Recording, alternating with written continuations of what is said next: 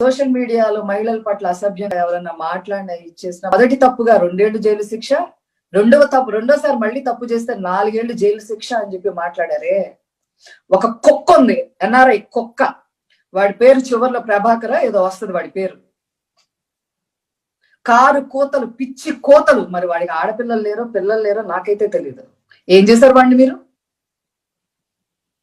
ఆ ఎన్ఆర్ఐ గాడిని ఏం చేశారు మీరు?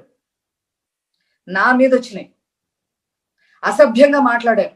సరే, ఇక్కడ వైసీపీ పిల్లకాయలు అందరూ సోషల్ మీడియాలో పొద్దుపోక మాట్లాడుతూనే ఉంటారు, అబద్ధాలు చేస్తానే ఉంటారు, తర్వాత కేసులు ఎదుర్కొంటున్నారు. అది వేరే కథ.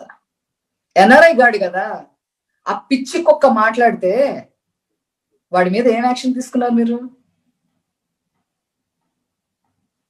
నేను ఇచ్చాను, పోలీస్ కంప్లైంట్ ఇచ్చాను. ఇదేనా మీకు మీ చిత్తశుద్ధి? మా నాయకుడు చంద్రబాబు నాయుడు గారు మహిళల పట్ల ఇలా మాట్లాడటం కరెక్ట్ కాదు అని ప్రెస్ మీట్ పెట్టి నా విషయం మీద, అట్లాగే కొంతమంది మా పార్టీలో ఉన్న ఆడవాళ్ళు ఎవరైతే ఉన్నారో వాళ్ళ మీద అసభ్యంగా పోస్టులు పెడితే తట్టుకోలేక ప్రెస్ మీట్ పెట్టి రిక్వెస్ట్ చేశారు చంద్రబాబు నాయుడు గారు, ఇది కరెక్ట్ కాదు అని. అయినా మీకు ఎవరికైనా కొంచెమైనా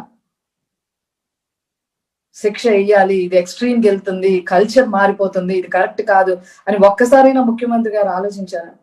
నెల దిశ సమీక్ష అన్నారే, మీరు అన్నారే, మరి నా గురించి మాట్లాడి సంవత్సరం పైన అయిపోయింది. మీరు ఎక్కడైతే దిశ పోలీస్ స్టేషన్ అని చెప్పి ఓపెన్ చేసి ప్రజల్ని మోసం చేశారో, మహిళల్ని మోసం చేశారో ముఖ్యమంత్రి గారు, ఆ పక్కనే ఒక దళిత మహిళకి 4 రోజుల పాటు అత్యాచారం జరిగితే ఇంతవరకు ఆ కేసు ఏమైందో తెలియదు. నిన్న కర్నూలులో ఒక అమ్మాయి మీద అత్యాచారం జరిగితే న్యాయం కోసం వెళ్తే న్యాయం జరగకపోతే ఆ అమ్మాయి హస్బెండ్ సూసైడ్ చేసుకున్నాడు. ఎవరు అడ్రస్ చేశారు? అసలు ఎవరన్నా అడ్రస్ చేశారా?